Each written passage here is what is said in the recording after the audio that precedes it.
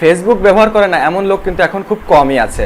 কিন্তু এই ফেসবুক কিন্তু শুধু ব্যবহার করলে হবে না, এটা কিন্তু অবশ্যই নিরাপদ রাখতে হবে, সুরক্ষিত রাখতে হবে। তো আজকে আমি এমন একটা সেটিং আপনাদের দেখাবো যেটা আপনারা অন করলে আপনাদের ফেসবুক অ্যাকাউন্টটি সম্পূর্ণ নিরাপদ থাকবে। কেউ যদি আপনার আইডির পাসওয়ার্ড এবং ফোন নাম্বার, ইমেইল জেনেও যায় তাহলেও সে লগ ইন করতে পারবে না এই সেটিংটা আপনি যদি অন করেন। তো সেটিংটা দেখানোর আগে আমি সামান্য কিছু কথা বলে নিচ্ছি, যেগুলো সাধারণ কথা, তবুও বলতেছি আবার।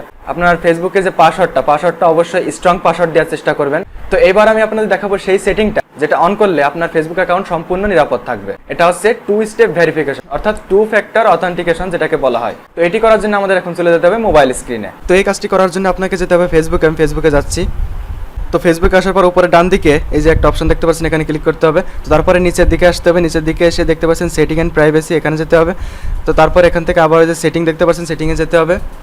তো তারপর এখানে দেখতে পাচ্ছেন যে সিকিউরিটি অ্যান্ড লগ ইন, এখানে ক্লিক করতে হবে। তো তারপরে দেখুন এখানে নিচের দিকে আসলে দেখতে পারবেন এই যে একটা অপশন ইউজ 2 ফ্যাক্টর অথেন্টিকেশন, দেখতে পাচ্ছেন? এই অপশনে ক্লিক করবেন। এই অপশনে ক্লিক করার পর এই যে দেখুন নিচে যে অপশনটা টেক্সট মেসেজ SMS, অর্থাৎ এই অপশনটা চালু করলে আপনি নতুন কোনো ডিভাইসে যদি এই আপনার ফেসবুক আইডিটা লগ ইন করতে চান তাহলে আপনার সিমে নাম্বার একটা কোড আসবে SMS এর মাধ্যমে, অর্থাৎ সেজন্য আমরা এই যে এখানে চেকমার্ক দিয়ে দিব। এখানে চেকমার্ক দেওয়ার পর নিচে দেখতে পাচ্ছেন কন্টিনিউতে ক্লিক করব। তো তারপরে দেখুন এই যে এখানে আমার মোবাইল নাম্বার, অর্থাৎ আমার এই নাম্বারে একটা কোড যাবে, সেই কোড না হলে কখনোই আইডি লগ ইন করা যাবে না, ঠিক আছে? আপনি যদি অন্য কোনো নাম্বার অ্যাড করতে চান তাহলে এই যে নিচে অ্যাড ফোন নাম্বার এখানে অ্যাড করতে পারেন, অথবা আপনি যে নাম্বার দিয়ে আপনার আইডি খোলা, আমার এই নাম্বার দিয়ে আইডিটা খোলা, এই জন্য আমি এই নাম্বারেই এটা চালু করব। দেখুন এখানে চেকমার্ক দেওয়া আছে, নিচে থেকে কন্টিনিউ দেব। তো তারপরে দেখুন একটা 6 ডিজিটের একটা কোড আমার মোবাইল নাম্বারে সেন্ড করা হবে, এখন আসবে। এই যে দেখুন কোডটা চলে আসছে উপরে। এই যে এখন এই কোডটা আমি নিচে এখানে পাতাবো। তো তারপরে কোডটা দেওয়া হয়ে গেলে নিচে এই যে কন্টিনিউতে ক্লিক করবেন আবার।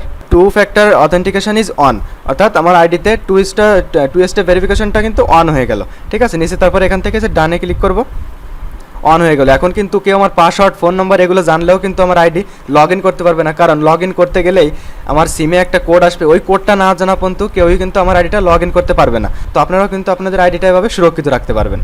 তো এখানে আরেকটা কথা বলে রাখা ভালো যে আপনি আপনার যে অরিজিনাল মোবাইল নাম্বারটা যেটা সবসময় ব্যবহার করেন এবং ভবিষ্যতে ব্যবহার করবেন, সেই মোবাইল নাম্বারটা অবশ্যই এই 2 স্টেপ ভেরিফিকেশনের ক্ষেত্রে দিবেন। তো আশা করি ভিডিওটি বুঝতে পারছেন। ভিডিওটি ভালো লাগলে অবশ্যই একটি লাইক করবেন, আর আপনি যদি আমার চ্যানেলটি সাবস্ক্রাইব না করে থাকেন তাহলে প্লিজ নিচ থেকে সাবস্ক্রাইব করে দিয়ে পাশে থাকা বেল আইকনে একটা ক্লিক করে দিবেন।